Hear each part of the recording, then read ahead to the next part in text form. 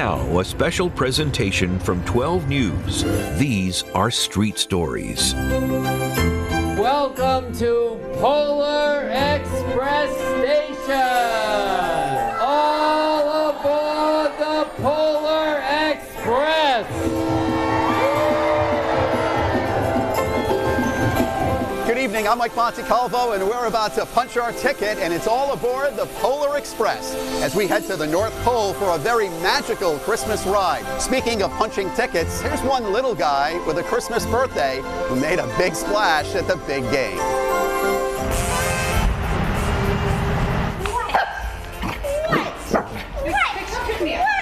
So who's your buddy? This is Joey.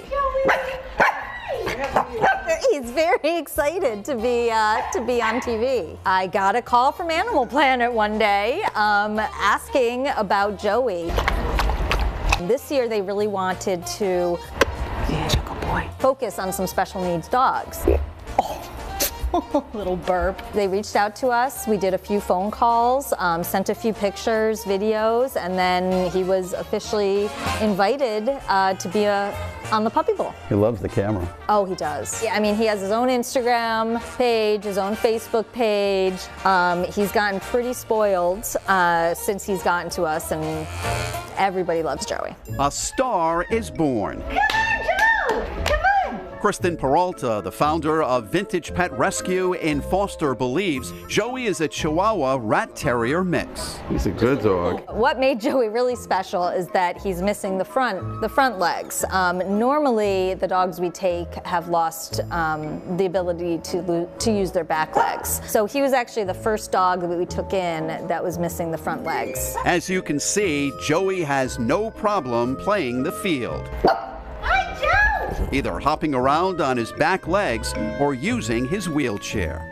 He's amazing. He's exactly what you would think of for a puppy. He loves to play. He loves other dogs. He hops around. He doesn't know he's any different than anyone else. He's just a lovely little dog. Animal Planet started the Puppy Bowl in 2005. The goal to raise awareness from adopting pets from shelters and rescuing abandoned animals. The thing that we want people to realize is that don't shy away from special needs dogs or dogs that might be a little different, might need a little extra care because they are so special. Lori Thibodeau and Kathy Larson have now adopted Joey from Vintage Pet Rescue. So Joey does have a wheelchair. He's just got such a personality, and the way he hops around, and he teaches us so much every day that, you know, a disability is just something that's written on paper. So if Joey wins the Puppy Bowl, is he going to be a diva? I think he already is. I'd like to say that he came to us that way. Joey may not have won the Puppy Bowl, but he had a lot of fun. We're being as good as gold because you never know when Santa is watching. Someone was hoping for the golden ticket and got it. Rhode Island Special Olympian Brian Johnson made history when he went to the World Games in Berlin, Germany.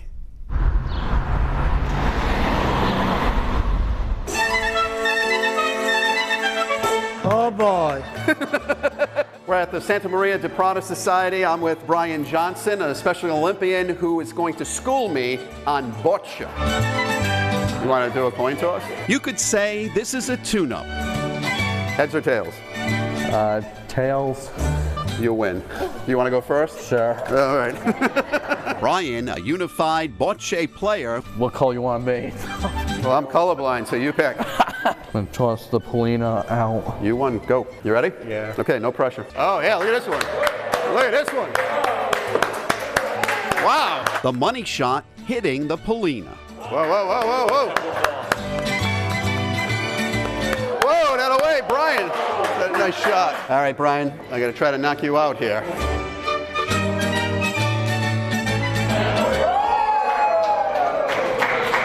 My name is Gaetano Soda Heat. There's another Gaetano.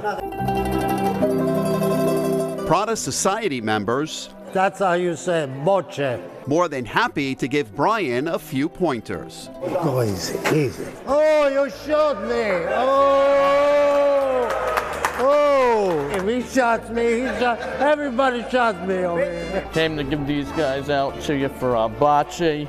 Brian, what does it mean to be a Special Olympian? Humbling. So Brian, how many medals do you have? Too many to count. Too many to count? Basketball, bowling, volleyball, and croquet. You're gonna hit the ball now. Yeah, we come and practice more. Absolutely, you come anytime. We'll practice. Oh, that's a good one, Brian. Whoa! While Brian has been honored at the State House and has won dozens of medals, he's got his eye on the prize in Germany. Hey, Mike, it's me, Brian. Brian won a gold, silver, and ribbon in Germany. The Polar Express is full of kids of all ages, proving that age is just a number. One Bristol woman knows all too well and is sharing her secrets of celebrating Christmas and life. How did you get to be 109? I live right. 109, holy cow. Who lives to 109? It's beautiful. Genevieve, I wanted to say happy birthday. Now, what have you got to say? You know what? I'm one of a kind. He is just a phenomenal character. 109. You're doing something right. I don't know what word you're saying. He keeps us laughing. I don't look good enough to be on TV. He just knows how to live life. What do you think of the birthday party? Well, it was a big surprise. And I wouldn't want to go through this again. Still to come on Street Stories, a true love story goes viral. How recording a holiday memory stands as a lasting reminder of a husband's devotion.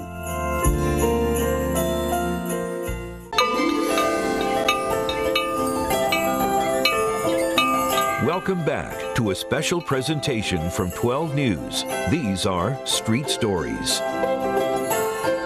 The Polar Express reminds us that the holidays are a time for faith and spending time with those we love. For one Warwick man, a viral video brings him back to the moment he sang to his true love.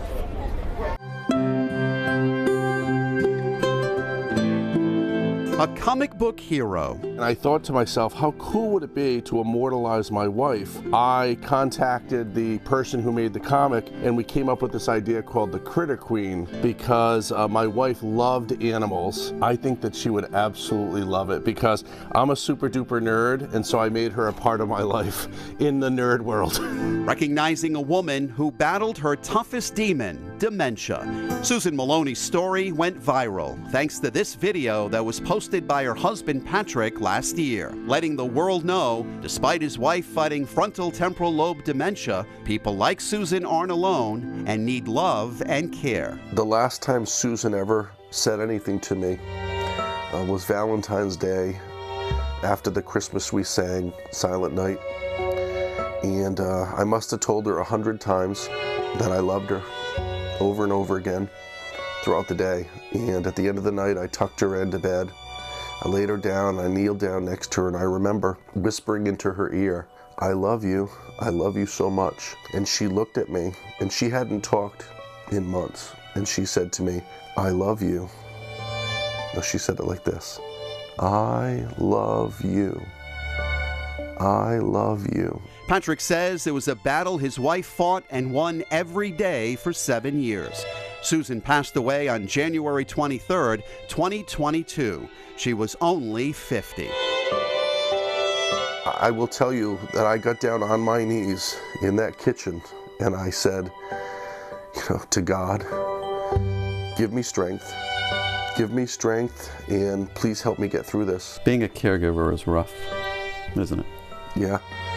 You put your whole heart and soul into building something, and we'd been together at that point 33, 34 years, 30 years when she got sick. She put a lot of love and care into taking care of our whole family for all that time. I wanted to make sure she knew I was there for her. It was my honor. It was my honor to take care of her. Patrick and Susan's story touching the hearts of people they did not know. It was hard taking care of Susan each day. The Warwick family receiving cards and letters from people across the country who followed their story on Facebook. What would she ask you now?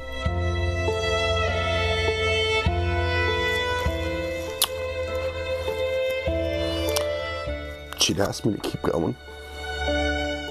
She'd tell me everything was okay, even if it wasn't. To take care of myself.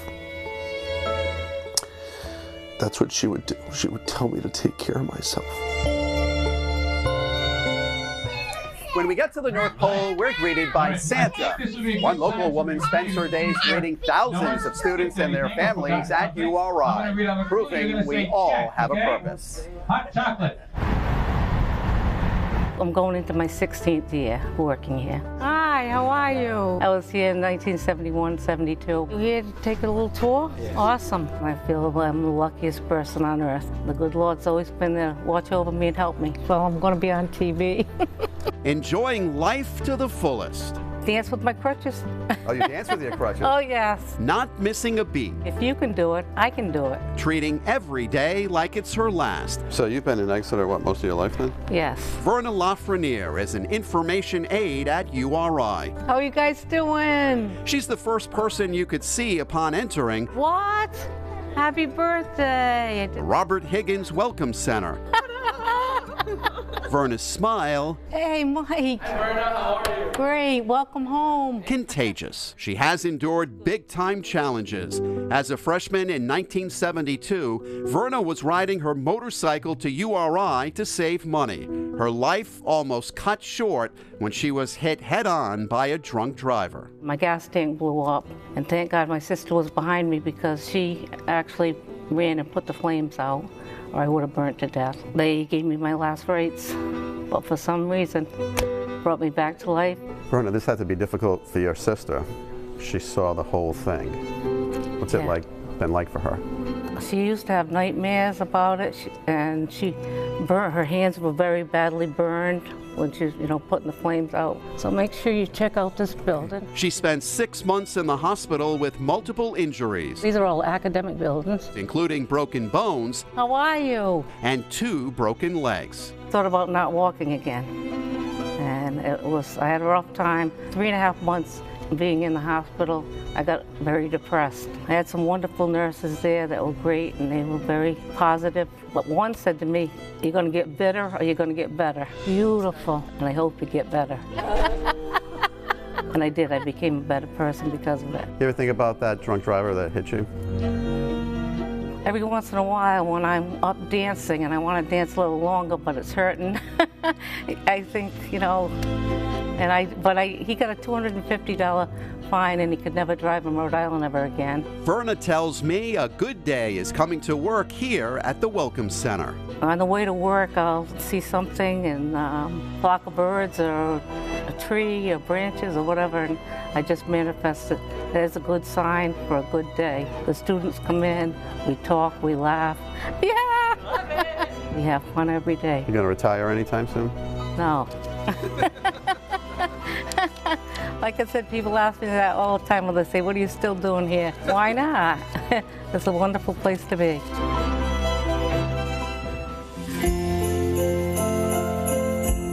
Coming up next on Street Stories, he's making a list and checking it twice. We'll introduce you to someone who went from naughty to nice.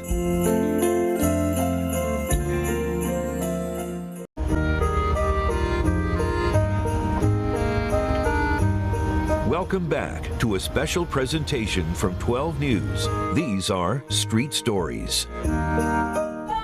Welcome back. In the Polar Express, a young boy makes a wish. He looks for his first Christmas gift from the North Pole, and he receives silver bells from Santa's sleigh. A local tattoo artist is celebrating Christmas this year with a second chance.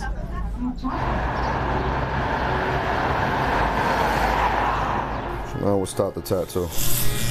Ready? Let's get it. The ink me way. This is my opportunity. Art is my life. This is what I've been using to get rid of my anxiety, my depression. We're gonna inspire the change. And I just knew tattooing was a calling. Joshua Perry always loved to draw. A lot of clients have that logo. And he turned that passion into being a successful tattoo artist. There was moments in my life that I just thought I was destined to live that life, to rot in prison. Perry, who also goes by Tatboy 1000, it's such an honor to do what we do. Went from the streets to a federal prison.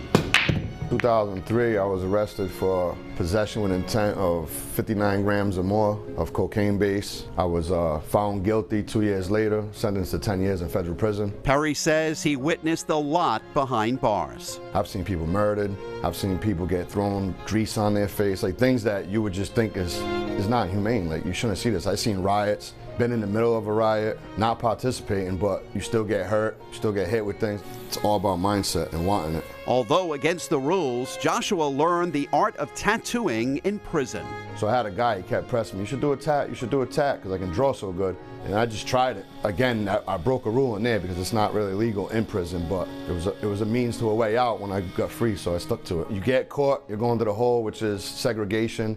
It's 24 hours a day in a room. You get a little hour out if you choose to, but it's in like another confined room. And COs used to ask me when I was going to stop going down there, and I just told them, hey, I got nothing to go home to. Hoping to change his life when he got out, he put together a business plan in prison, looking forward to someday owning his own shop. See that? Now he's branded. Years later, a dream come true, and he's never been back to lockup. So the CO told me when I was walking, I'll see you when you get back, Perry.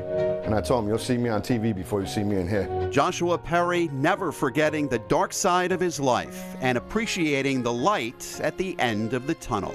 I can't believe I'm here. Good angle. I can't believe that this is real. Like, every day I walk in this place, I get emotional. When we got 30, 40 people in the shop waiting for tattoos, it's like, I look and I'm just like, they don't know my story. And it's just amazing that, look at what I created. We've come a long way, and we're here at the North Pole. You know what else can get you a long way? Determination. Joe Reverdes has now broken 4 world records in an amazing fashion. Hey guys, it's September 30th, 2023. It is exactly 10:16 right now. We are going to start at 10:20 exactly. He is about to start his vertical climb via stairs. Here you go. Let's get it. Joe invited me to climb the first leg. Let's get 4,000, Dad. Joe's a world-class athlete in every sense of the word. He's also an incredible human being, and it's truly an honor to take part in this event. Joe's really backing firefighters across the country by doing this. Good, that's 4,000, Dad. 4,000 feet, good. Hopefully the public shows him the support that he's shown us. There's my world record.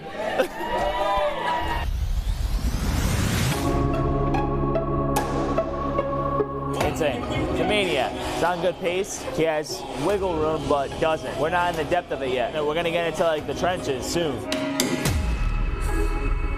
Mind over matter, you got it. It's coming up. The pace of those last 3 reps is what we need the entire time.